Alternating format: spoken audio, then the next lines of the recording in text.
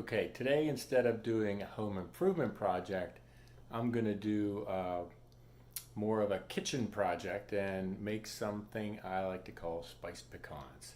So let's get to it. Here's our basic setup for a spiced pecans recipe. I have both the ingredients and the utensils laid out so we can kind of go over those. Ingredient wise, we have egg whites, we won't use the yolks, water, sugar, salt, cinnamon, and pecans. So pretty simple ingredient list. I'll go over the quantities here in a minute. And then from a utensil standpoint, we have a bowl with a fork sitting in it, a tablespoon, a cup, a half a teaspoon, and 3/4 of a teaspoon. And this is a big spatula that I've had for a very long time because I worked in a restaurant business. And this is a knife that I'll go over that. It works in conjunction with the spatula. But here's the recipe that I've been making these spiced pecans for probably 25 to 30 years. So you can always pause there and we'll go over the steps. But first I'm going to separate my egg yolks and put them in a bowl, and I'll put 2 tablespoons. The other thing I should mention, it's a double recipe that I'm going to be making. That's otherwise you'd only see 1 egg there.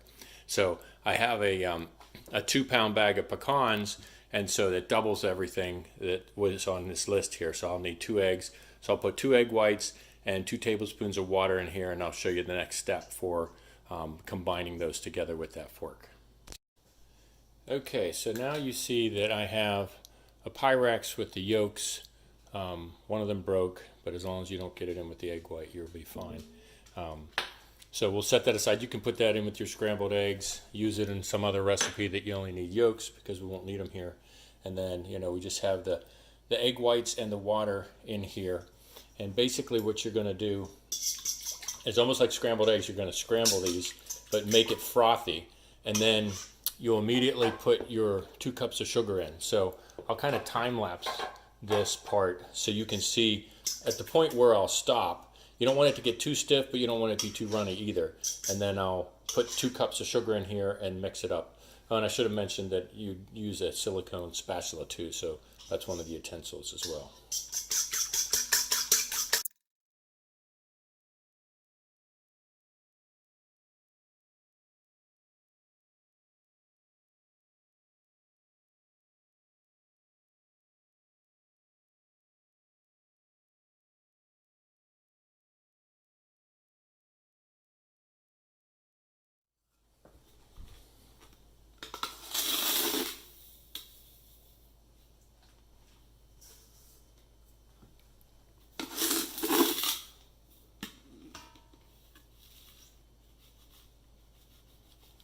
This doesn't have to be precise. If you want to measure it precisely, you can. You just have a little bit extra sugar on some of the pecans. So there's basically 2 cups.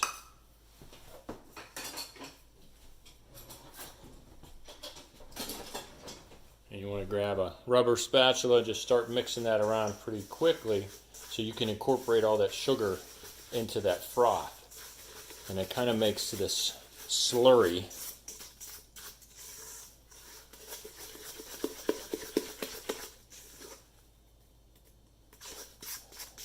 Kind of looks like cream of wheat, but it's just sugar, egg white, and water at this point. But now you have that slurry, and that's what's going to then add some salt. Again, a double recipe. So I'm going to have a teaspoon of salt. So there's a half. And there's 1. And then we have 2 helpings, 3/4 and 3/4. So that's our double recipe of cinnamon. And then we're just going to incorporate all that. I should have also mentioned that you want your oven to be 300 degrees. The biggest trick for this recipe is, and this starts smelling good because of the cinnamon. The biggest trick to this recipe is you're going to cook it a pretty low oven, 300 degrees. But then every 20 minutes or 15 minutes, you're going to stir the pecans and move them around, and so the slurry gets kind of mixed up and it starts getting dried out.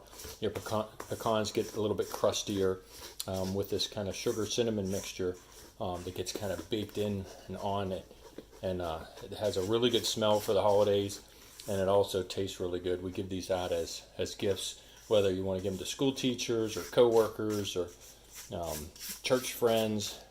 A lot of good uses. So now, once you have this slurry here, this cinnamon slurry, all you have to do is open up your bag of pecans.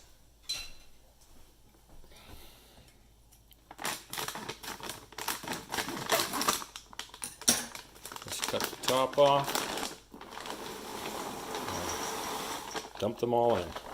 You don't want, if there's dust in the bottom, you don't really want to have the dust in there. And then you start mixing that slurry to make sure that they all get coated.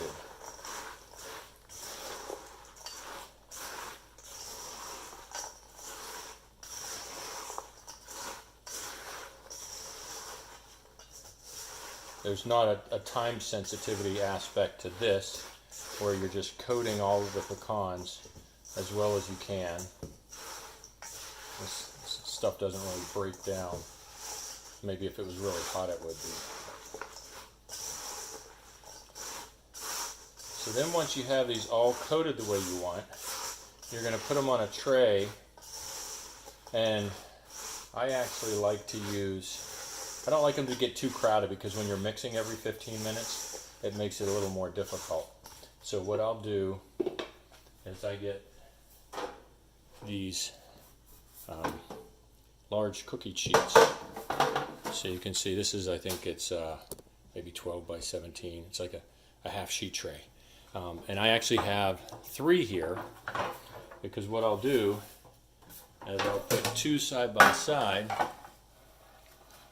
so that I'll put some of that on each one, and I'll save this third one because these get kind of all the leftover slurry gets stuck to them, and then when I pull them out of the oven, I put them on this one so that they can cool. So now all you have to do is take your mixture here, and you're going to dump half of it on each tray. It doesn't have to be precise. And I never leave this extra slurry behind. I always scrape that down. You can put some on the top of each one, and as you spread it out, that'll get incorporated into all the other pecans.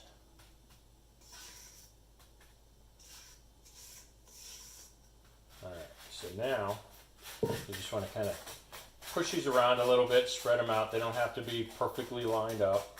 You just want to get them all coated, and you want to move them around some so they can start slowly cooking in the oven.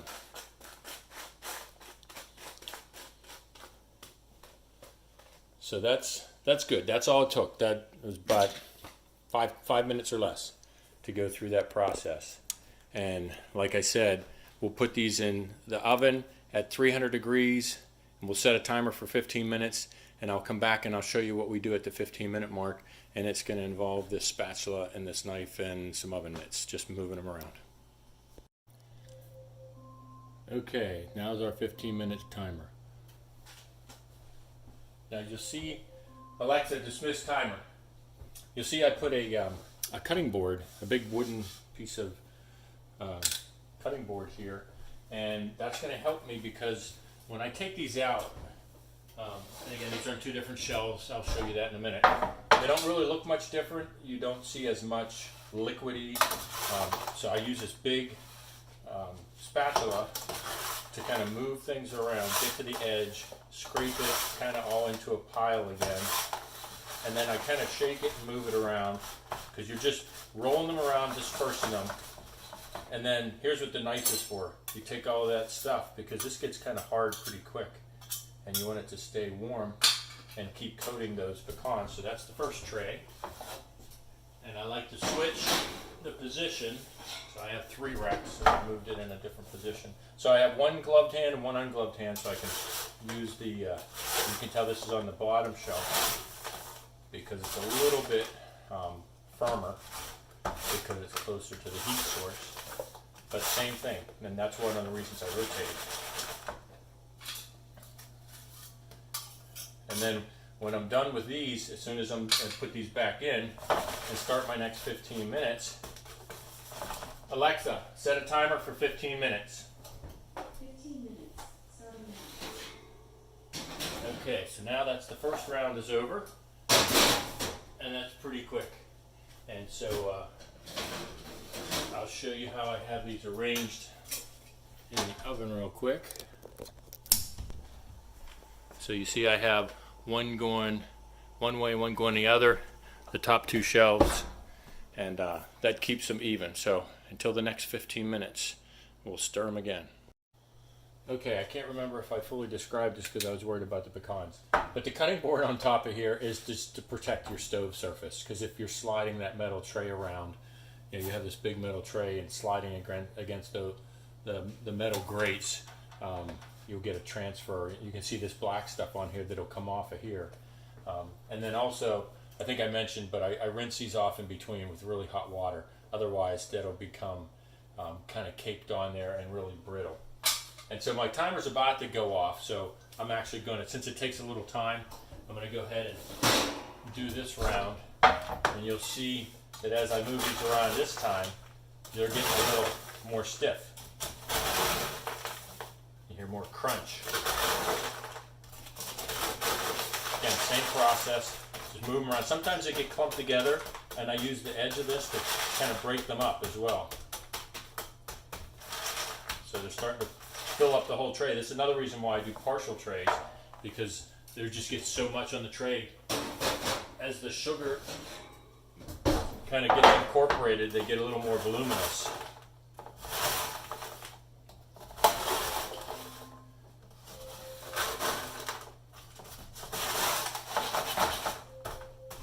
Alexa, dismiss timer. Okay, you see I'm right at the 15 minutes now.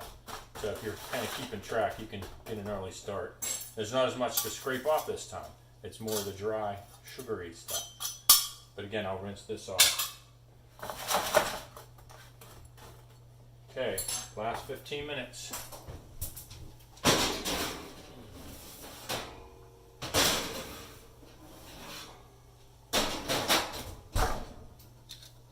All right, my third and final timer has gone off.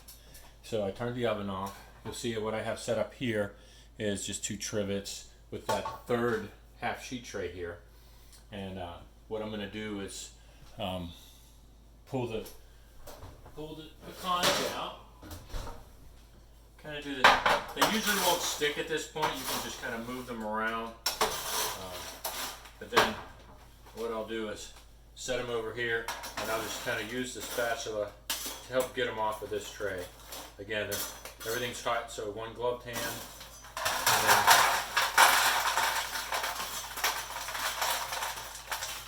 and I try not to get all the extra sugar that's on the bottom with it. You'll just end up throwing some of that away because it didn't stick.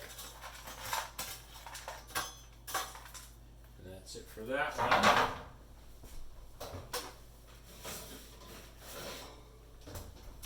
You'll see this kind of increased in volume, and you can then kind of hit them a little bit, break them apart.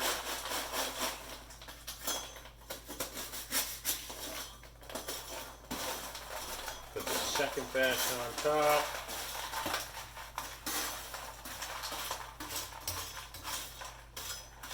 And then what you want to do as soon as you get these off of here, take these trays and move them over, put some hot water in them, let them sit for about 5-10 minutes, and then all this, first throw this in the garbage, but all this crunchy stuff will come off after you soak it for about 10 minutes.